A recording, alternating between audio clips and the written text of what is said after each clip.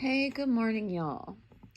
So, this is going to be, I guess, one in a series, or what could possibly end up being just one, I guess. But I just want to talk to you a little bit about narcissist surviving, how to survive a narcissistic relationship. It's not easy.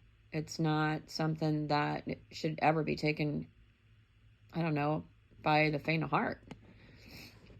So, I can't say that this last relationship was my first narcissistic relationship. I do believe I've been others, but this time I was just very hyper aware because this man is the true sense of a narcissist. And I didn't realize until it was much too late. But I had met this man on a dating website, probably much like most people nowadays, other than maybe people that are my age, which I turned 50 on Valentine's Day.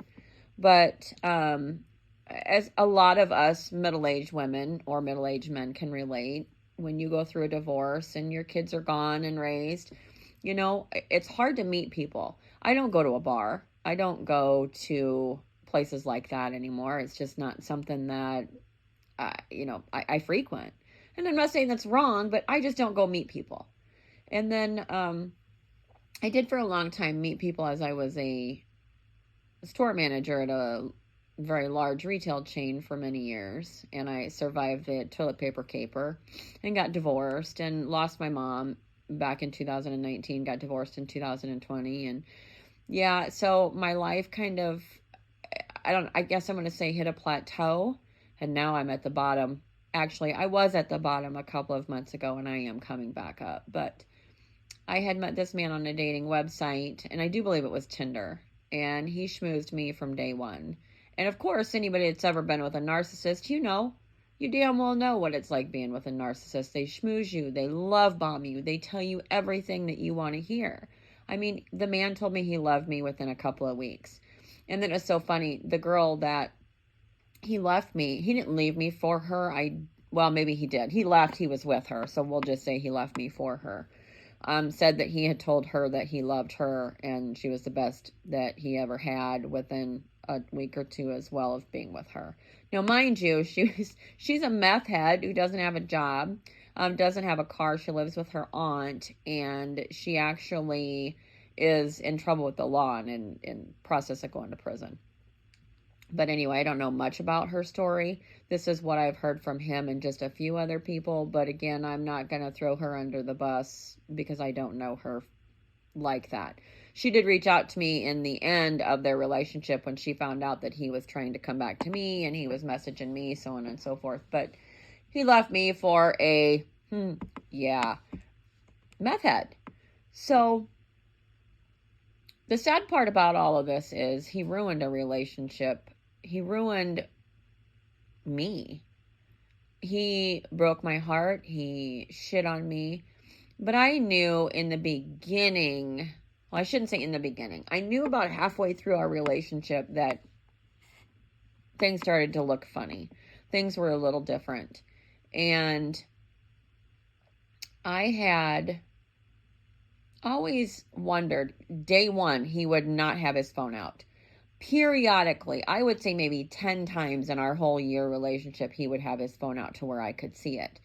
And I don't know if that's just because he shut it off and he knew he wasn't going to get any texts or phone calls. I don't know. Looking back, and hindsight's 2020. But I saw it and I thought about it and I was like, you know what? Maybe this man just really doesn't have his phone out. Maybe he is really one of those people that not like the narcissists say that they are. Maybe he doesn't care about his phone. So we've been together about 6 months, 5 months, and I got a message from a gal on Facebook Messenger saying, hey, are you still with Don? And I wrote back and said, yeah, why? Well, he was with me in January. And I was like fucking devastated. I was like, I'm done. I told him to screw off, blah, blah, blah. He and her both said that they didn't do anything. It was very non-sexual. But still a simple fact of, he had given me a ring for fucking Christmas. And in January, you're coming to the same town that I live in and you're going to a hotel with another woman. Fuck you, dude. Well, needless to say, like a narcissist in true narcissistic colors, begged for my forgiveness. I love you. I want you. Blah, blah, blah. I don't want anybody else. Well, I think in my mind, I was like, well, I have to move in with this man in order for him to be happy and for me to take care of him. And so he doesn't have the wants or desires to go to another woman. Yeah. And don't come at me because you know we're all like that. We try to think up everything we possibly can to salvage our relationship. So needless to say, in May, I moved down to his house. Now, he lived in a house that was owned by his dad at the time. And this house was, he didn't pay very much for rent. And ultimately, we had both said I was going to move from my place and he was going to move to his place into our house.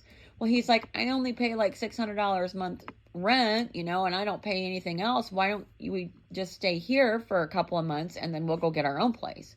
And I was like, yeah, great. That sounds wonderful. And he's like, you won't have to pay anything. Just save up your money. So I put 90% of my stuff into storage in a storage unit down in the middle of nowhere, fucking Nebraska. And basically just had my personal belongings, my daily stuff. I did have, you know, enough stuff that I could live, which I now have in the place that I'm at now. I just had everything I had at his house. So it's not a lot, but I'm not getting my stuff out of storage until I know 100% that I'm staying somewhere. And right now, this is just a temporary location. But the minute I moved, things started to change. He didn't woo me anymore. He told me he loved me all the time. We still had sex and we still had, you know, that connection. But I didn't get the I love yous during the day when I'm at work. I didn't get the stupid little emojis and, you know, the attention that he gave me when I was an hour away. So I always questioned it, and he always said, well, there's got to be some level of, you know, familiarity. You know, I'm comfortable. You don't need to have that every day. I see you every day now. And he kept telling me that. Well, yeah, my dumbass fell for it. But anyway, things started to get, I don't know, I just felt like he was pushing me away, really didn't want anything to do with me, and I just felt off. Well, yeah, I'm going to end this video here with that note, and I will pick up. I just needed to give a little clarification as to how we got together and how it was that I moved to nowhere, Nebraska, and got me to where I am today. So if y'all are still with me, God bless each and every one of you. I'm glad you found me, and I'm going to start this series or this, you know, whatever this is. I'm also going to start a podcast that I want people to, be able to join. Let's create a monster army of broken people who are going to put a stop to narcissistic abuse. Because you know what? Abuse is abuse. Mental or physical abuse. It sucks. And breaking that trauma bond from a narcissist is awful. God bless each and every one of you. Stay tuned for more videos, and we're all going to get through this together.